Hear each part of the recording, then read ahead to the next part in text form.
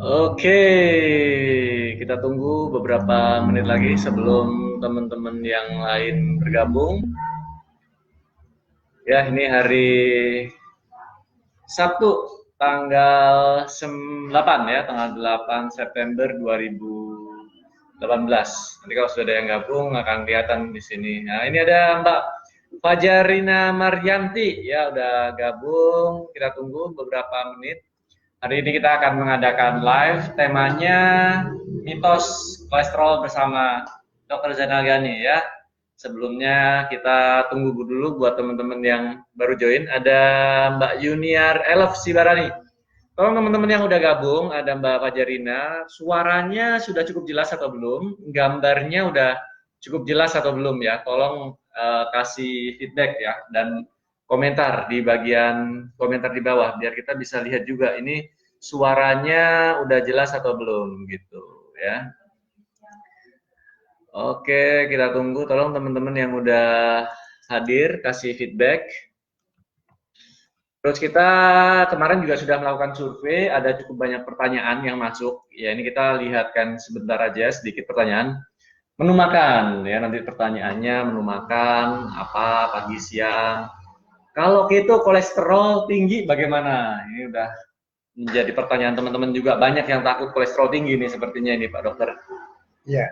Pilih santan atau VCO? Wah, ada yang nanya ini, pilih yang mana nih saya? Saya bolehnya yang mana atau boleh dua-duanya atau seperti apa ya?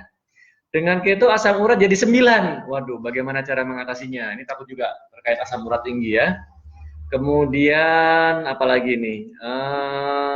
Untuk menu makan yang bagus sama tadi ya. Untuk program hamil kalau ini. Bagaimana pola makan dengan asam urat di atas standar ya. Ada lagi juga sudah diabetes 16 tahun. Novomix sudah bisa lepas, tapi Levemir dan Metformin belum. Ya, Levemir itu insulin. Oh, insulin ya. Ya nanti bisa dijawab lebih lengkap ya, tenang aja ya Bu Eni ya.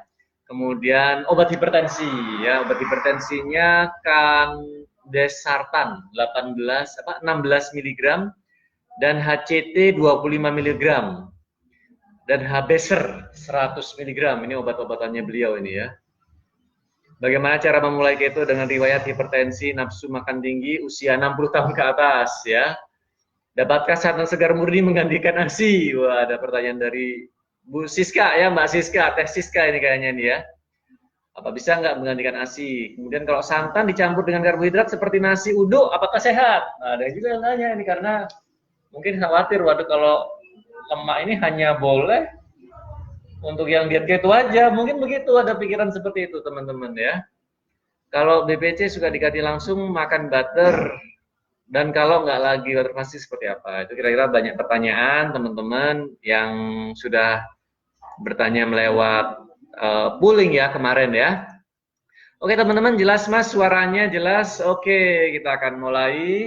Ya, bismillahirrahmanirrahim. Assalamualaikum warahmatullahi wabarakatuh. Ketemu lagi bersama saya Anas Ahmad dari foodketo.com. Kita ketemu di Keto Binar. Keto Binar ini kita lakukan secara rutin, Dok. Ya. Jadi kita kemarin terakhir juga sama dokter juga, Dokter Pimprim. Ya. Dokter Pimprim itu yang pernah ketemu ya? Atau belum? Pernah ketemu. Sudah pernah ketemu Dokter Pimprim. Oh, waktu di Jogja sudah ketemu ya kemarin. Kita ketemu Dokter Pimprim cerita tentang olahraga. Jadi beliau aktif itu TRX yang jadi pakai alat sederhana aja, kemudian dipasang di rumah. Ya, teman-teman hari ini beruntung sekali kita ada tamu di Keto Binar episode ke-14 ini berarti. Jadi kita udah ada 14 seri video interview. Macam-macam ya, ada interview, ada yang presentasi, yang teman-teman juga bisa dapetin videonya. Silahkan cek aja nanti di komentar atau di bagian deskripsi. Dan hari ini menariknya kita akan bagi-bagi buku ya Dok ya. Ya. Buku Gerakan Nasional Santan Eksklusif, gratis ya, gratis bukunya. Tapi teman-teman bayar sendiri ongkos kirimnya ya, ongkos kirimnya karena ini kan udah dicetak sama Dr. Ghani ya kan. Kemudian udah dibagi gratis ya buat teman-teman, tapi teman-teman harus ganti ongkos kirimnya sendiri. Kita akan langsung kirimkan ke rumah Anda setelah Anda transfer ongkos kirimnya ya. Jadi ongkos kirimnya ya kalau dekat ya murah, kalau jauh ya mungkin lebih mahal. Tapi ini ilmunya sangat bermanfaat, yaitu Gerakan Nasional Santan Eksklusif. Ya, hari ini kita temanya apa dok? Temanya ini mitos besar tentang kolesterol. Mitos besar kolesterol. Ya. Nah, bisa diberikan ini pendahuluan ini. Kenapa ada mitos tentang kolesterol ini? Apa yang sebenarnya terjadi nih dok? Ya, jadi selama ini masyarakat ini secara umum sudah sangat familiar dengan penyakit yang disebut kolesterol tinggi. Oh, penyakit kolesterol tinggi ya? Padahal ya? tidak ada itu. Padahal tidak ada. Itu boleh dikatakan diagnose yang sumir lah. Sumir. Sumir. Apa ini artinya nih dok, sumir? Yang aja dalam khayalan saja. Oh, ya. Sumir. Jadi penyakit kolesterol itu bias, khayalan. Ya. Sumir. Ya, mitos. Mitos. Ya, mitos ya. Ya, mitos besar. Mitos besar. Jadi sampai ada bukunya juga ini ya kayaknya ya. dok ya. Ada The Great Cholesterol Myth. Wah, ini teman-teman wajib baca rasanya ini ya. Sehingga masyarakat sendiri masih terpancang di situ. Tidak hanya masyarakat umum, tapi juga masyarakat kesehatan. Masyarakat kesehatan. Itu sangat sangat lengket dah. Belum bisa melepaskan dari kecurigaan bahwa tingginya kolesterol menimbulkan penyakit jantung. Sehingga diberikan obat penurun kolesterol. Itu asal mulanya bagaimana dok, kok bisa seperti itu dok? Ya, itu kalau Profesor Fabian Dairit itu ada 6 kekeliruan. 6 kekeliruan? Iya, nanti bisa dibaca juga 6 kekeliruan itu, baik itu kekeliruan program kesehatan masalah sumber gizi itu di Amerika menimbulkan berbagai macam masalah penyakit, antara lain adalah obesitas. Sehingga sampai sekarang pun ini masih berlanjut karena sudah terlanjur terpaku dalam pikiran masyarakat secara umum, termasuk juga para ahli-ahli ikut terpengaruh ya, bisa begitu ya. Ahli-ahli di bidang kesehatan ikut terpengaruh juga, sehingga obat penurun kolesterol ini diberikan dengan anjuran untuk diminum seumur hidup. Minum seumur hidup, anjuran-anjuran dari ahli kesehatan ini ya. Ya. Efeknya apa ini dok yang terjadi dok? Efeknya ini sebetulnya sangat rumit secara biokimiawi. Masalahnya kenapa? Kita harus menjelaskan secara detail, dan masyarakat awam, bahkan kadang-kadang para ahli medis sendiri, para dokter sendiri sudah lupa ilmu itu. Perlu saya sampaikan bahwa kolesterol itu adalah suatu bahan kimia yang merupakan bahan pembuatan hormon-hormon di tubuh kita. Boleh dikatakan semua hormon dalam tubuh kita bahan dasarnya adalah kolesterol. Jadi bahan baku dari hormon itu adalah kolesterol. Ya. Aduh, misalnya biasa sekali nih ya. Vitamin D itu bahannya kolesterol. Jadi kalau kita berjemur tidak akan terbentuk kalau kita tidak ada kolesterol. Jadi kalau cuma kita berjemur katanya vitamin D dari matahari begitu ya? Ya, tapi tidak punya kolesterol? Tidak terbentuk vitamin D. Tidak terbentuk vitamin D dalam tubuh kita. Karena dengan bantuan sinar matahari, kolesterol ini menjadi vitamin D. Nah, fungsi vitamin D ini kan juga cukup banyak. Misalnya untuk sintese dari kalsium pada tulang, juga metabolisme fosfor ini dengan adanya vitamin D. Jadi kalau kekurangan kolesterol kekurangan juga vitamin D. Kurangan kolesterol, akibatnya kekurangan vitamin D. Ia mempercepat terjadinya osteoporosis. Osteoporosis ya. Jadi tidak hanya sekedar kalsium ataupun ini aja ya, kalsium, kemudian apa itu yang di tulang itu? Kalsium sama apa ya? Fosfor. Fosfor ya. Tidak sekedar itu ya, tapi kolesterol juga punya peranan penting ya di sini ya. Penting, sehingga bisa menimbulkan osteoporosis, bisa menimbulkan radang sendi atau artritis, dan di samping itu juga kekurangan zat-zat yang sifatnya itu menunjang kekuatan dari tulang ataupun sendi, yaitu kolagen. Ya, kekurangan makan kolagen, jadi kekurangan makanan yang sumber protein hewani itu juga bisa menimbulkan radang sendi atau radang sendi. Osteoporosis. Ya. Jadi ini tema besarnya kita akan tentang mitos kolesterol ya teman-teman ya. Jadi selama ini mungkin kita begini dok, kita identiknya, wah kalau makan lemak, makanya selama ini kita digembar-gemborkan suruh menghindari lemak. Itu nanti kalau makan lemak jadi kolesterol. Ya. Tapi apakah benar bahwa kita makan karbohidrat nggak jadi kolesterol itu sebenarnya dok? Ya, misalnya jadi kolesterol bisa jadi karena semua yang kita makan itu kan menjadi asetil koenzim A dalam tubuh kita. Nah, asetil koenzim A ini adalah bahan pembentukan kolesterol di dalam hati kita. Jadi makannya mau makan lemak, mau makan protein, mau makan karbohidrat, ya semuanya jadi kolesterol ya dok ya? Semua enggak langsung. Enggak langsung jadi kolesterol. Asetil koenzim A dulu. Asetil koenzim A. Lalu nanti dalam siklus mevalonat, jadi menjadi mevalonat pathway istilahnya itu akan terjadi HMG koenzim A reduktase. Nah, obat-obat penurun kolesterol itu berpengaruh terhadap HMG koenzim A reduktase ini dihambat, diblok oleh berbagai macam jenis obat penurun kolesterol. Jadi obatnya ini berbahaya ya, sebenarnya kolesterolnya nggak apa-apa, tapi malah obatnya ini ya dok ya yang kemudian banyak menimbulkan masalah.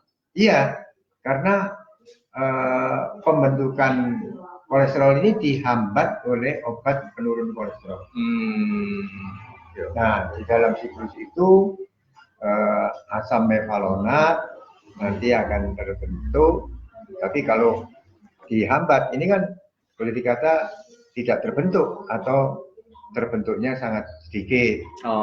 Kemudian jadi mevalonic acid ini nanti akan dirubah menjadi isopentil pirofosfat, kemudian menjadi geranil pirofosfat. Nanti siklusnya ini teman-teman boleh copy juga ya? Ya, boleh. Ya, nanti ada siklusnya nih teman-teman, namanya teman-teman juga bisa cek ya, the mevalonate pathway ya, ini ya. Mevalonate pathway ini adalah apa ini dok? Siklus apa ini dok? Pembentukan kolesterol ya. Kolesterol, dan nanti di gambar itu juga akan ditunjukkan bagaimana efek samping dari statin ya dok ya? Iya, dari statin akan ngeblok pembentukan kolesterol, akibatnya akan diblok juga pembentukan koenzim Q10. Koenzim Q10. Nah, apa itu dok? Koenzim Q10. Koenzim Q10 ini berfungsi dalam proses pembentukan energi di otot-otot kita. Otot-otot ini ya, koenzim Q10. Ya, terbentuknya energi berbentuk ATP kan. Untuk ATP. Termasuk otot jantung. Bahkan pembentukan ATP atau energi ini berkurang 50% dari sebelumnya, dari normalnya. Jadi kalau kita konsumsi statin, Q10-nya berkurang sampai 50% ATP. Iya. Waduh, efeknya apa ini dok kalau sampai terjadi penurunan enzim ini? Otot punggung, juga otot paha. Ini kekuatannya menurun drastis. Termasuk juga kekuatan otot jantung. Jadi apakah Bisa jadi kayak yang olahraga, kemudian apa namanya bulu tangkis, futsal yang kemudian tiba-tiba kena serangan jantung itu kemungkinan besar setelah ada pembebanan mendadak pada jantung itu kekurangan energi sehingga jantungnya bisa tidak berdenyut. Oh. Ya. Jadi teman-teman mungkin bisa cek ya, beberapa kan cukup banyak ya. Saya sendiri kemarin di Jakarta juga ada saudara juga habis badminton. Ya. Tiba-tiba meninggal dunia ya, nggak kuat, lemas, tergeletak, kemudian meninggal dunia. Mungkin dulu ada artis juga ya. Siapa dulu artis yang anggota DPR itu ya main futsal, tiba-tiba kena serangan jantung mendadak. Jadi diperkirakan ini adalah akibat efek samping dari penggunaan statin yang bertujuan awalnya menurunkan kolesterol saja ya. Ya. Malah efek sampingnya berujung kepada kematian ya, mengerikan sekali ya. Ini kita sapa dulu ya dok, teman-teman ya. Teman-teman ada dari mana aja yang udah gabung? Ada Fajarina Mariati, jelas gambar suara. Ada Ibu Titi Ristani, jelas banget, alhamdulillah. Mbak Tia ya, Mbak Tia menyimak suara jelas. Ada Bu Sri Devi dari Bekasi, dari Jakarta. Dari Surabaya, Mbak Tianantia dari Surabaya, ada Mbak Iwa, ada Mbak Dwi Kanti, ada Ibu Fauzia, ada Mbak Esti. Jelas, ada Ibu Johana Hutagalung. Dari Kuala Lumpur juga udah join ya, ada Mbak Dwi Kanti, wah luar biasa ya. Selamat pagi dari Kuala Lumpur. Ada Mas Dian ya, Mas Dian udah join juga. Bandung ada Mbak Stefani Michael ya. Jadi hari ini kita teman-teman temanya tentang kolesterol yang ini merupakan tadi dibilang oleh Dokter Gani mitos. Selain mitos ternyata ini tadi apa dok? Bahasa Jawanya tadi apa? Penyakit apa tadi ya? Bahasa. Ya pokoknya ini hantu yang sebenarnya nggak nampak gitu ya, bias ya. Om Lilo kok nggak nyaut ya? Wah Om Lilo juga udah join. Ada Mbak Nova Huta Barat, ada Mbak Tati. Selamat pagi Mbak Nani Dau. Hufal, halo, ada Mas Holil Sumarna dari Cibitung, Bekasi ya, alhamdulillah. Kita mulai coba jawab pertanyaan teman-teman yang udah tanya tadi ya dok ya. Silakan. Oke, jadi teman-teman tadi ada yang tanya mungkin kalau kolesterol tinggi bagaimana? Dibiarkan aja atau apa yang harus dilakukan? Atau menunya diubah atau bagaimana nih dok? Nah, setinggi berapa kan? Begitu. Oke, dicek tingginya berapa dulu yang pertama. Kemudian bagaimana dok? Kemudian tentu saja ini yang penting, ini kolesterol tinggi ini tidak akan berbahaya bila mana gula darah puasa kita rendah. Misalnya 80 kadar gula darahnya itu aman-aman saja. Karena sebetulnya yang berbahaya itu kadar gula darah yang tinggi, baik ini karena diabetes ataupun karena makan tidak berhenti-berhenti. Jadi makan snack, kemudian snack lagi, tiap setengah jam makan snack sambil nonton TV, sampai keripik atau kerupuk satu toples itu habis. Wah. Ya, sehingga cenderung gula darah ini tinggi terus. Jadi kalau kolesterol tinggi kita abaikan aja, hanya dilihat cukup diketahui aja. Dan ini ada kolesterol itu kan ada macam-macam ya dok ya? Sebetulnya ya ada macam-macam, tapi yang jelas kolesterol itu bukan terdiri dari HDL, LDL. Itu sistem angkutan kolesterol ke seluruh tubuh. Jadi selama ini secara umum itu menganggap bahwa kolesterol itu terdiri dari dua macam itu, LDL dan HDL. LDL dan HDL. LDL itu singkatan low density lipoprotein. Jadi karena kolesterol tidak bisa larut di dalam darah, itu diikat dalam bentuk semacam granul gitu ya, terdiri dari lipo, lemak dan protein. Lipoprotein ini mengikat. Kalau low density itu angkutannya banyak kolesterol. Jadi ini kayak truk gitu ya dok ya? Ya, angkutan truk ya. 50% itu mengandung kolesterol kalau LDL itu. Lalu ke seluruh tubuh diedarkan dari hati, balik ke hati lagi dalam bentuk HDL. High density lipoprotein. Jadi sebenarnya mekanisme LDL dan HDL ini alat angkutnya saja ya. Yang diangkut adalah lemak dan protein tadi ke seluruh tubuh. Kolesterol yang diangkut. Kolesterolnya yang diangkut oleh lipoprotein. Lipoprotein. Lipo itu lemak dan protein. Nah, setelah kembali ke hati, namanya high density itu HDL ini mengandung 20% saja kolesterol. Kolesterolnya udah berkurang berarti ya, karena sudah diambil oleh tubuh tadi ya, sudah diedarkan. Dia diedarkan kembali. Jadi teman-teman ingat, adalah kolesterol itu bukan sekedar kolesterol, ada HDL dan LDL. Yang HDL dan LDL itu sebenarnya hanya alat angkutnya saja teman-teman ya. Proses dari itu flow-nya dari mana ke mana, Dok? Dari hati ke hati. Ya. Dari hati ke hati muter gitu ya. Ke seluruh tubuh, kembali ke hati. Berangkatnya pakai LDL, pulangnya pakai HDL. Bukan LDL berangkatnya. Oh, HDL. Low density. LDL berangkatnya ya. Low density dulu baru jadi high density. Ya. Jadi itu teman-teman ya. Kalau bingung, pikirkan aja itu kayak angkutan gitu ya, kata Dokter Gani, kayak angkutan barang. Itu pertanyaan pertama. Jadi kolesterol tinggi, makannya perlu diatur atau sama saja, Dok? Tidak masalah, makan tetap seperti biasa aja. Makan ya harus diatur. Oh, apa yang harus diatur kalau kolesterolnya tinggi? Loh, tidak apa-apa kalau kolesterol tinggi, tidak masalah. Tidak usah dipikirkan ya, jadi makannya normal aja. Karena kalau gula darahnya itu normal atau rendah, ya. Kalau gula darahnya normal atau rendah itu tidak masalah untuk kolesterol tinggi, malahan kolesterol ini berfungsi sebagai antioksidan. Oh, jadi yang pertama kalau kolesterol tinggi harus cek gula darah, gitu ya kelanjutannya ya. Jadi teman-teman jangan hanya melihat satu sisi aja. Pokoknya kalau kolesterol tinggi tapi gula darahnya rendah, it's okay karena kolesterol ini berfungsi sebagai antioksidan dalam tubuh teman-teman. Ya. Yang bisa menanggulangi kelebihan dari radikal bebas. Radikal bebasnya lebih ini ya bisa ditekan gitu ya, Dok ya. Dinetralisir oleh kolesterol itu ya.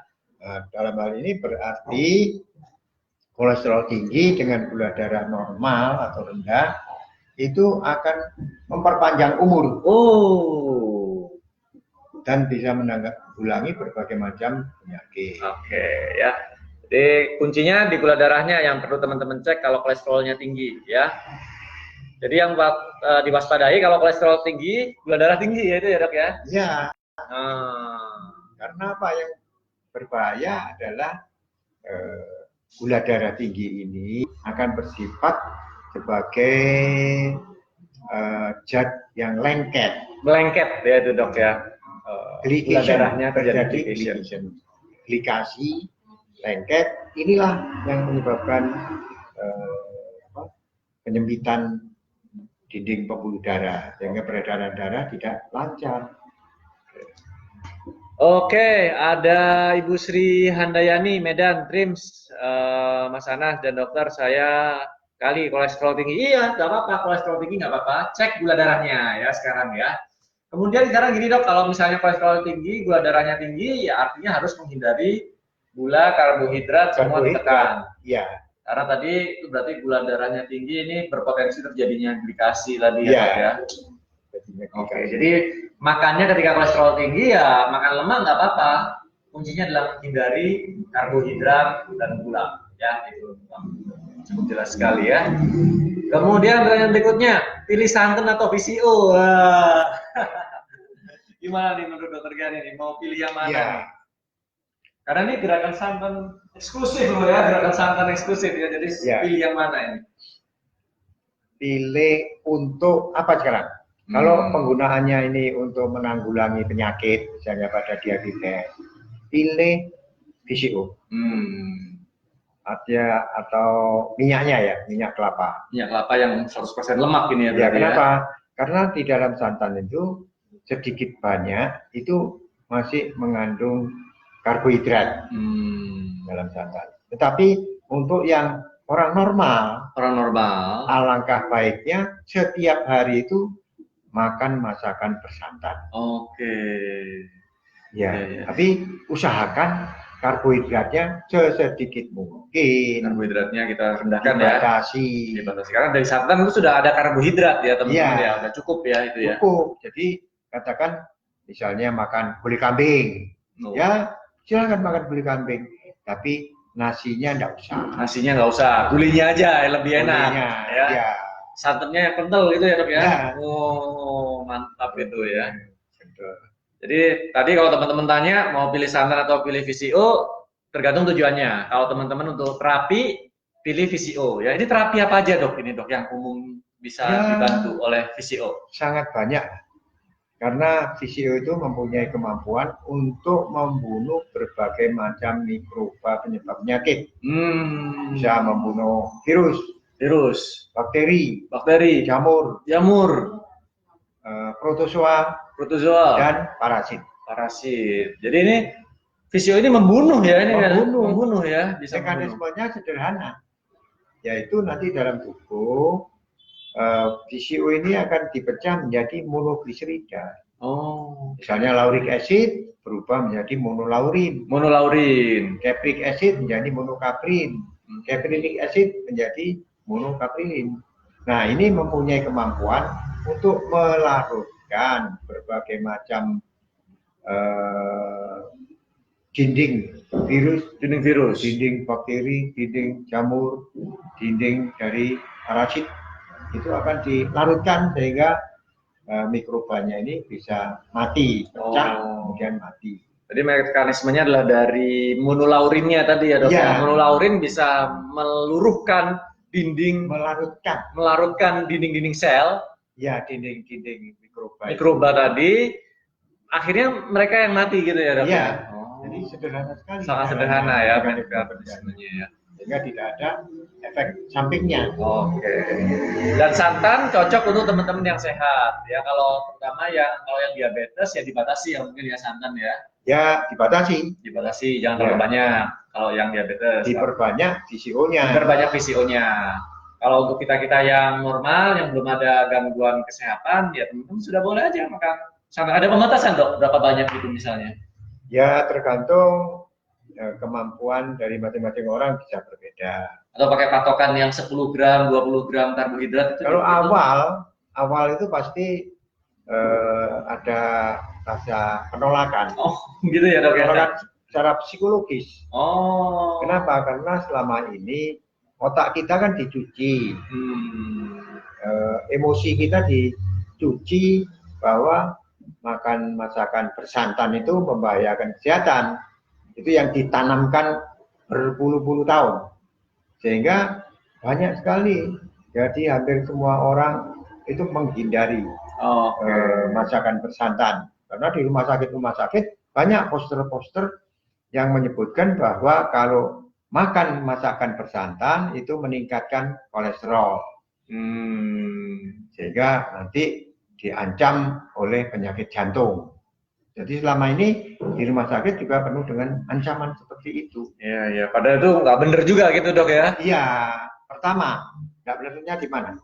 Bahwa kelapa ini adalah tanaman ya. Nabati lah katakan makanan nabati. Nah kok ada kolesterolnya itu dari mana? Waduh, padahal tidak ada lemak dalam kolesterol di sumber nabati ya? Iya, tidak ada kolesterol. Yang ada hewani. Hewani saja yang ada kolesterol. Nah, dituduhkan pada santan. Ini suatu pembodohan ya. Pembodohan pada masyarakat. Ya. Sampai ditulis sekarang dok, kalau di minyak goreng bebas kolesterol. Iya. Yang namanya minyak goreng ya pasti nggak ada kolesterol ya dok ya. Iya. Nah itu pembodohan juga. Iya. Seolah-olah sudah diambil kolesterolnya. Padahal nggak ada gitu ya. Iya. Misalnya kolesterol naik pun tidak masalah. Nggak masalah. Iya. Jadi masalah besar menjadi masalah besar kalau diobati. Pakai obat penurun kolesterol. Apa akibat penurunan kolesterol menyebabkan misalnya sampai di bawah 150. Tempo hari ada pejabat di dinas perindustrian provinsi itu sini, kok berubah begini? Wah ini terang minum inhibitor ya. Oh iya memang gitu. Jadi pikun. mengatakan suatu kalimat atau pernyataan yang sudah biasa dikatakan itu sampai lupa. Wah, ini bahaya dok, berarti dok. Kalau Iya. kolesterolnya terlalu rendah ya teman-teman ya, malah pertama Pak kelihatan tua. Gimana? Ini pikun. Oh, pikun loh. Jadi Kalau pikun. teman-teman mau Jadi pikun, bodoh. jadi bodoh. Wah, Iya. hati-hati itu karena kolesterol terlalu rendah teman-teman ya. Ya. Jadi jangan malah berbangga-bangga ya kalau kolesterolnya terlalu rendah ya. Iya. Kedua, ini ya. Iya, penurunan kolesterol itu hormon-hormon ini menurun. Hormon-hormon menurun teman-teman. Baik itu hormon estrogen, progesteron, tadi vitamin D, cairan empedu, hormon testosteron, ini menurun semua. Ya itu juga dibahas di buku itu ya, The Doctor is Liar ya, ada grafik kolesterol itu merupakan bahan dari hormon-hormon ini itu ada ya. Iya. Dan efek sampingnya kalau hormon ini berkurang, ya gangguan hormon tiroid juga. Jadi saling menunjang kan. Jadi kerjanya hormon satu sama lain itu kan saling menunjang dan ada feedbacknya kalau kelebihan hormon apa, kemudian semuanya itu hormon-hormon dalam tubuh kita bahannya adalah kolesterol. Oh teman-teman, ini ada yang nanya nih, hai dokter, dari Tangsel buku Mitos Kolesterol, penulisnya siapa? Penulisnya ini di atas ya. Nih silakan cek bukunya, John Gottman, PhD, CNS, Stephen Sinatra, MD ya. Ini terus siapa lagi nih? Nah ini lah baca sendiri lah teman-teman, silakan cari bukunya ya. Bukunya memang bahasa Inggris, buku versi bahasa Indonesianya memang belum ada yang menerbitkan. Cuma Dokter Gani yang menerbitkan sendiri nih adanya ya, tapi bukan menerbitkan tapi menerjemahkan. Yang ini diterjemahkan oleh Dokter Gani, tapi memang ini nggak diedarkan karena kan belum izin sama penulisnya. Kalau teman-teman cari, silakan beli di Amazon atau The Great Cholesterol Myth ya. Ini ngeri nih bawahnya ya, while lowering your cholesterol will prevent the heart disease ya. Jadi kalau Anda mau rendahin kolesterol itu bukan berarti kemudian Anda terbebas dari penyakit jantung ya. Sekarang ini penyakit jantung luar biasa ya dok ya. Iya. Mungkin ada kisah-kisah gitu, misalnya pas sekarang bypass atau pasang ring itu ada pengalaman terkait sama kolesterol ini gimana dok? Oh, iya, ya selama ini justru guru-guru besar di Malang ini dari salah satu guru besar juga cerita bahwa ada guru besar yang pada pasang ring, beberapa juga operasi bypass jantung untuk menambahkan pembuluh darah di sana. Tetapi hari Kamis yang lalu, karena tempat saya di sini ketempatan untuk rapat Germas, Gerakan Masyarakat Sehat, jadi saya mengundang salah satu penderita jantung, pembuluh darah jantung yang menyempit bahkan sampai buntu, itu dinyatakan oleh rumah sakit saya Belanda. Kemudian yaitu saya di RRI waktu siaran itu saya anjur karena beliaunya menolak untuk operasi bypass. Saya anjurkan untuk tidak makan karbohidrat sama sekali. Tidak makan karbohidrat sama sekali ya. Misalnya apa? Misalnya gula, nasi, jagung, mie, roti, singkong, kentang, bodeh, telo, dan buah manis. Itu dihindarkan. Terus saya makan apa? Yang makan santan. Berapa dosisnya? Ya habiskan satu kelapa yang tua, sekalipun kelapa yang kecil. Satu hari satu kelapa. Satu kelapa sehari ya? Ya, kemudian minum VCO. Lalu selanjutnya daging boleh. Saya tidak suka daging kambing, daging sapi tidak suka. Tapi suka saya daging ayam. Ya silakan makan kare, opor, rendang. Nah itu setelah menjalani selama 2 bulan, dia nelpon lagi menyatakan bahwa sudah banyak keringanan dari sakit jantungnya. Dia berjalan 3 meter, 4 meter itu aja sebelumnya sudah menggos-menggos pernapasannya, dan cuci piring satu saja, piring yang dipakai untuk makan itu juga sudah menggos-menggos. Nah, setelah 2 bulan itu sudah bisa belanja ke pasar sambil menenteng belanjaannya. 2 bulan saja dok ya? 2 bulan saja. Hanya menghindari karbohidrat dan makan banyak kelapa. Ya, itu jadi 1 coconut a day, keep doctor away. Dulu katanya 1 apple a day ya. Kita ganti ya, jadi 1 coconut a day, keep the doctor away ya. Ya, kemudian 2 bulan lagi. Oh, lanjut lagi nih ya? Ya, setelah 4 bulan datang ke rumah saya siang-siang. Loh Bu, ada apa? Ini saya habis pulang dari rumah sakit umum untuk ngontrol keadaan jantung saya bagaimana. Ternyata dinyatakan normal. Wow, jadi bukan testimoni, bukan saya pribadi yang menyatakan harus operasi bypass, tapi rumah sakit.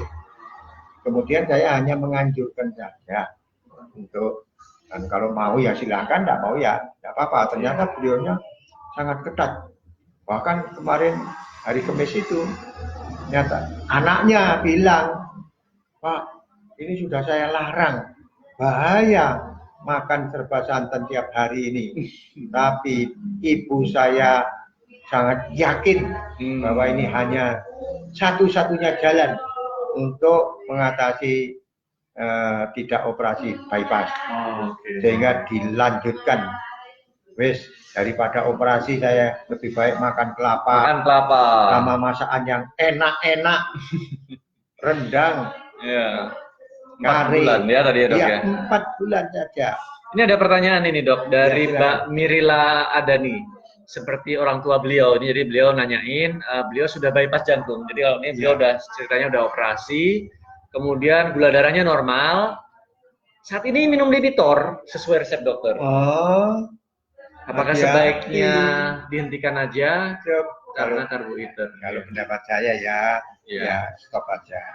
Yang penurun kolesterol itu. Tapi saya sarankan juga tidak makan karbohidrat. Ya, jadi hanya kalau pengen aja sedikit. Oke, jadi mungkin Mbak Mira bisa mengajak papanya menghentikan Lipitornya. Ya, dicoba saja dulu lah tadi seperti cerita Bu siapa tadi Pak? Yang 4 bulan? Oh, Bu Suminah. Bu Suminah itu sudah, malah ini belum operasi, jadi 4 bulan konsumsi serba santan, menghindari karbohidrat, akhirnya nggak perlu operasi ya. Kalau ini memang sudah operasi, ya nggak apa-apa juga, kemudian Lipitornya bisa di stop, karena sebenarnya metabolisme Lipitor ini, statin itu termasuk ya? Oh iya. Termasuk Lipitor gitu ya? Jenis statin atau beda? Lipitor itu termasuk statin. Oke, Lipitor termasuk. Ini metabolismenya ya, kalau pengen Bu Miri lihat ya, ini gimana nanti ini statin di sini, ini hanya blok ya, di sini blok. Ini akhirnya kolesterol kan nggak terbentuk ya, kolesterol nggak terbentuk, tapi efek sampingnya kolesterol ini sumber dari berbagai macam hormon. Itu yang pertama sederhana. Dan yang kedua, enzim Q10-nya juga akhirnya tertekan. Padahal di sini adalah apa itu dok? Berfungsi sebagai pembentukan energi di otot. Energi di otot termasuk otot jantung. Jadi kalau konsumsi semacam Lipitor, statin itu peluang untuk terjadinya serangan jantung malah lebih besar ya dok ya. Iya. Jadi malah lemah. Tuh teman-teman ya, tolong ya kita berusaha, ini saran aja, diskusi aja ya sifatnya ya, teman-teman bisa pelajari lagi di yang lain agar paling nggak kita bisa terbuka gitu pikiran kita dan pola pikir kita. Seringkali juga selain statin diberi resep pengencer darah. Oke. Nah, inilah salah definisi. Karena apa? Karena aspilen itu antikoagulan, mencegah agregasi platelet darah, sehingga tidak terjadi pembekuan darah pada saat ada luka. Apalagi kalau luka itu nanti di lambung, karena itu kan berupa tablet yang diminum, karena sifat asamnya itu bisa mudah merangsang terjadinya perlukaan di saluran cerna, terutama di lambung. Nah, sebetulnya yang disebut pengencer darah itu adalah air. Apakah dinamakan aqua atau dinamakan klub atau macam-macam, itu kan merek. Air putih itu adalah pengencer darah kalau kita minum. Sedangkan yang golongan aspirin itu adalah anti agregasi platelet darah sehingga menghambat terjadinya pembekuan darah. Wah, itu berbahaya juga itu, Dok, ya? Berbahaya juga. Kalau itu dihentikan sekarang, kemampuan membekunya darah itu lebih dari 2 minggu kemudian baru kembali. Jadi selama 2 minggu itu kalau terjadi perdarahan yang intensif bisa menguras darah dalam tubuh kita. Wah, itu bisa perdarahan tidak berhenti itu ya, Dok, ya? Penggantinya apa? Supaya kelengketan darah itu menurun. Penggantinya adalah minyak kelapa dan minyak ikan omega 3. Hanya 2 minyak ini sajalah di dunia ini yang menurunkan kelengketan darah. Dan kalau darahnya lebih encer, dalam hal ini misalnya mencegah terjadinya stroke akibat darah kental, ataupun untuk mengobati serangan awal dari stroke karena pengentalan darah, itu pakailah makanan bersantan setiap hari. Masakan bersantan setiap hari. Sudah sangat membantu itu ya, Dok, ya? Luar biasa itu.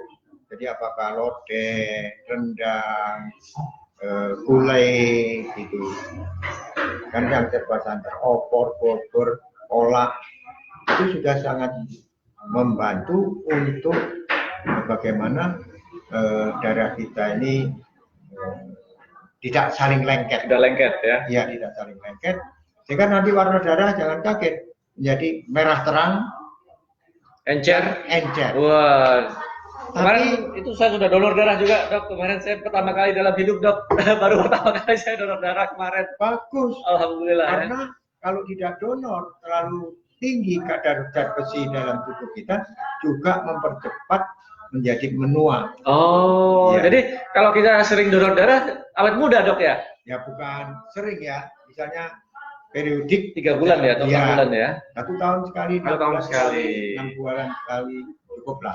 Jadi itu membantu untuk ini tadi, apa itu, Dok? Regenerasi darah atau bagaimana donor darah ini? Jadi mengurangi zat besi. Mengurangi zat besi dalam tubuh kita. Jadi dalam tubuh kita ini karena laki-laki itu tidak menstruasi, itu terlalu tinggi kadar zat besinya. Ini berbagai masalah juga akan terjadi. Wah, ini menarik sekali teman-teman ya. Jadi dapat poin lagi ya selain dari kolesterol, teman-teman terutama yang laki-laki perlu untuk donor darah agar mengurangi zat besi dalam tubuhnya ya. Jadi dan itu tentu berpahala ya teman-teman ya, bisa berbagi kan, kita membagikan darah kita untuk yang membutuhkan ya. Luar biasa itu. Kita lebih sehat. Lalu PMI juga tidak kekurangan darah. Iya, tapi ada usia juga ya, Dok ya. Kalau sudah usia berapa, Dok, maksimal donor darah? Harusnya malah mulai 40 tahun, umur 40 tahun itu secara rutin, periodik untuk donor darah. 40 tahun itu udah mulai rutin gitu ya? Sampai nanti diperiksa di PMI, diizinkan atau tidak untuk donor darah. Dokter juga rajin juga donor darah? Dulu. Sekarang? Tua ini ditolak. Waduh, ditolak. Sebenarnya mau ya? Sebenarnya mau donor darah, itu kayak mau donor darah, tapi nggak boleh sama PMI. Mungkin PMI-nya takut ya. Umurnya juga di atas 70. Nggak boleh ya kalau di atas 70. Bukan kita yang nggak boleh, tapi sama PMI-nya nggak mau. Dia takut mungkin ya. Harusnya saya melakukan yang disebut plebotomi. Apa Jadi, itu dok? plebotomi ya diambil darahnya, dibuang saja, dikurangi. Secara periodik rutin, misalnya setahun sekali. Kalau kayak itu apa namanya, bekam-bekam gitu ya dok ya? Semacam bekam ya. Oke, kita lanjutkan pertanyaan. Kalau teman-teman ada pertanyaan langsung tanya ya. Ini keto asam urat. Nah, ini bagaimana dok? Ada orang asam uratnya ini macam-macam, kita nggak tahu ya, dia nggak cerita 9 ini dia merasa sakit atau enggak. Tapi kemarin saya pernah ketemu asam uratnya 11, tapi dia nggak apa-apa gitu. Nah, ini gimana menurut dok? Ya, kalau asam urat tinggi? Kadar gula darahnya normal atau rendah. Oke, jadi karena tidak terjadi glikasi itu tadi, perlengketan dari gula terhadap asam urat. Kalau lengket dengan asam urat, karena asam uratnya tinggi, gulanya tinggi, itu akan kristal. Dan kristal asam urat itu lincip-lincip. Sakitnya luar biasa itu kalau sampai mengendaki sendi. Jadi asam urat, kolesterol, Anda cek langsung gula darahnya dulu. Kalau gula darahnya rendah, udah tenang aja, nggak apa-apa. Itu sederhananya teman-teman ya. Kemudian apa lagi nih? Diabetes sudah 16 tahun, Novomix sudah lepas dok. Yang pertama Novomix lepas, tapi ada Levemir sama Metformin. Nah, ini bagaimana dok? Dokter, dua obat ini bagaimana? Ya, Metformin itu mempunyai efek untuk meningkatkan sensitivitas jaringan penerima insulin. Itu ya tetap baik dikonsumsi, sekalipun agak makan waktu lama ya. Dalam jangka lama masih relatif aman. Tapi kalau dibentukkan itu akan perangsangan terhadap pankreas ini terlalu besar, sehingga nanti memperparah pankreas. Jadi sebaiknya mungkin dikurangi gitu dok ya? Iya, termasuk juga Levemirnya juga. Jadi bisa mulai dikurangi ya? Bisa dihentikan juga ya? Kalau dibentamid. Tapi kalau Levemir nanti dikontrol terus setiap hari gula darahnya ya? Gula darahnya. Jadi sudah misalnya 140 itu supaya di stop ya.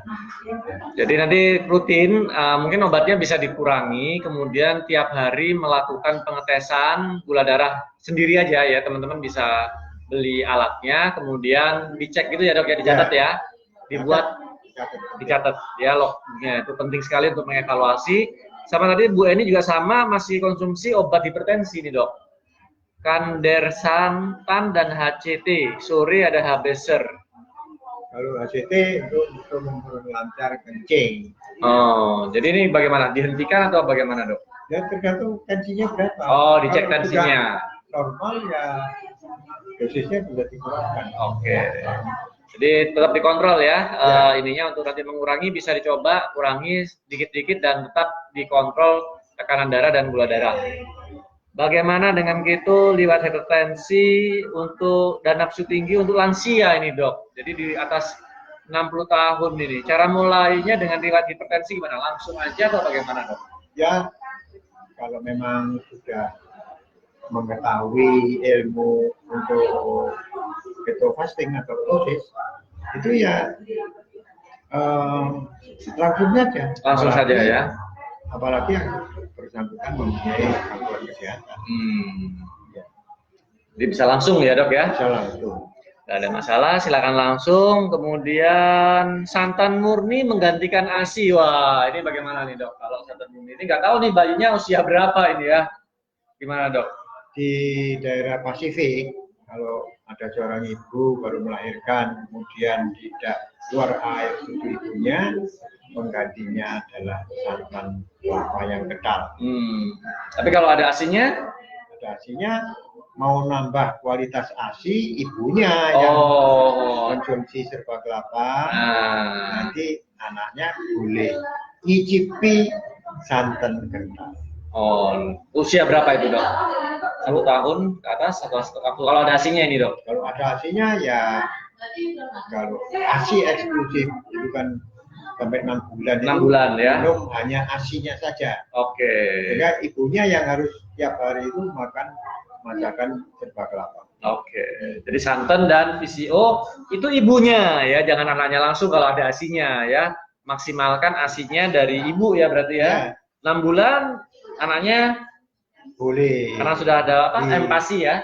Ya. Makanan pendamping ASI setelah 6 bulan ya. 6 bulan pendamping ASINya adalah produk kelapa. Ibunya bisa meneruskan terus ya, nggak apa-apa ya. Seumur hidup ya. Ya, jadi jelas bahwa tadi itu santan PCO dikonsumsi sama ibunya ya agar ASINya lancar ya. Kemudian anaknya mendapatkan ASI eksklusif minimal 6 bulan, setelah itu bisa empasi ya, makanan pendamping ASI setelah 6 bulan. Kemudian kalau masih makan karbohidrat nih dok, katanya begitu. Kemudian dicampur dengan santan seperti nasi uduk. Nah itu gimana dok? Ada yang tanya gitu. Ya diganti aja nasinya dari beras itu diganti kelapa yang diparut. Oh, berasnya ganti kelapa parutnya. Kelapa parut campur santan. Campur santan, enak double ya. Ya. Parutan kelapa campur santan dikukus. Ganti nasi. Ya. Tapi kalau secara umum gimana dok? Maksudnya kalau memang masih nasi, ini masih pengen nasi, kalau dia sehat atau dia nggak sehat itu mungkin beda juga ya dok ya, pendekatannya ya. Setidak-tidaknya kalau hanya nasi uduk saja, tidak pakai snack, tidak pakai kue-kue dan sebagainya, dan jumlah santannya cukup banyak, jadi cukup membantu untuk mempertahankan kondisi kesehatannya asalkan belum ada penyakit yang kronis yang lain. Ya, oke. Jadi jelas ya teman-teman ya, jangan nanti kemudian katanya nasi uduk nggak apa-apa, tapi yang makan orang diabetes ya nggak bisa begitu juga ya dok ya, harus dilihat teman-teman ini siapa yang makan. Jadi kita juga saling ingetin teman-teman, kadang-kadang kalau di grup itu nggak boleh, ini nggak boleh, itu boleh, ini boleh. Tapi teman-teman harus lihat sebenarnya siapa yang bertanya, kemudian kondisinya seperti apa. Jadi kita harus bisa lebih bijak ya melihat kasus per kasus ini mungkin beda-beda ya dok, ya nggak bisa kita sama ratakan gitu ya. Kita kan bukan robot. Kita bukan robot teman-teman. Cetak oleh pabrik kan juga. Iya. Oke, ini pertanyaannya udah habis. Kita sudah live lebih dari setengah jam nih. Wah, udah hampir 1 jam dok. Kita 52 menit. Teman-teman kita kasih waktu lagi 5 menit aja. 5 menit yang masih mau pertanyaan kepada Dokter Gani, terutama terkait mitos kolesterol. Dan tadi ini kita udah bahas the great cholesterol myth ya. Di sini tadi menjelaskan tentang apa tadi? Mevalonate pathway ya. Buat teman-teman yang baru join, silakan cek ini mevalonate pathway. Bagaimana sih metabolisme terjadinya kolesterol dan bagaimana kolesterol itu menjadi bahan baku dari berbagai jenis hormon ya. Oke, ada pertanyaan lagi nih dok. Saya didiagnosis myocard bridge ya. Kemudian diberikan obat Concord dan adalah oros setiap hari. Ya, obatnya apa? Obatnya Concord dan adalah oros. Ya. Apakah aman begitu dari Pak Pras ini? Coba dipelajari dari buku mengenai Concord itu apakah mempunyai kandungan untuk mengencerkan darah atau menurunkan kolesterol. Dua-duanya itu. Kalau memang mengandung zat yang pengencer darah ataupun untuk menurunkan kolesterol, baiknya tidak dikonsumsi, tidak diminum. Jadi itu, tapi usahakan mengurangkan karbohidrat yang dikonsumsi dan meningkatkan penggunaan santan kelapa atau PCO. Ya. Oke. Ada lagi teman-teman yang tanya? Wah, ada Pak Sumaryono, ada Mbak Vera, ada Mbak Sri Juniati ya. Kita udah live 55 menit ya. Udah banyak sekali informasi buat teman-teman yang ketinggalan, tenang aja, videonya tetap saya simpan sehingga teman-teman bisa mengulang video ini dari awal, ya. Kemudian kalau teman-teman nggak ada nanya lagi. Bagaimana supaya lihat video ini lagi? Ya, tenang aja. Video ini direkam dan teman-teman bisa langsung reply setelah siaran ini berakhir. Oke, sebagai penutup, Dok, kira-kira bagaimana tentang mitos kolesterol ini? Apa yang kita bisa simpulkan dan apa yang kita bisa ambil pelajaran dari semua ini, Dok? Kepada para pendengar kalian ini supaya juga tidak gampang-gampang untuk mendiskreditkan kolesterol. Karena kolesterol itu sangat dibutuhkan oleh tubuh kita, baik itu sebagai sumber hormon dalam tubuh kita yang sangat bermanfaat untuk proses kehidupan, juga sebagai zat penyangga dalam sel-sel tubuh kita. Oleh karena itu, mari kita bersama-sama meningkatkan fungsi kolesterol ini dan jangan takut-takut makan makanan yang mengandung kolesterol, tetapi juga berusaha untuk menghindari atau mengurangkan konsumsi karbohidrat. Karena ke depan pasti ini akan terjadi perubahan-perubahan bahwa diketahui lama-lama makin luas pengetahuan masyarakat tentang bahayanya gula dalam darah. Dan jangan ragu-ragu untuk mengkonsumsi santan kelapa ataupun minyak kelapa. Demikian, salam sehat dari Sahabat Kelapa Indonesia. Oke. Assalamualaikum warahmatullahi wabarakatuh. Waalaikumsalam. Terima kasih buat teman-teman yang udah join juga hari ini.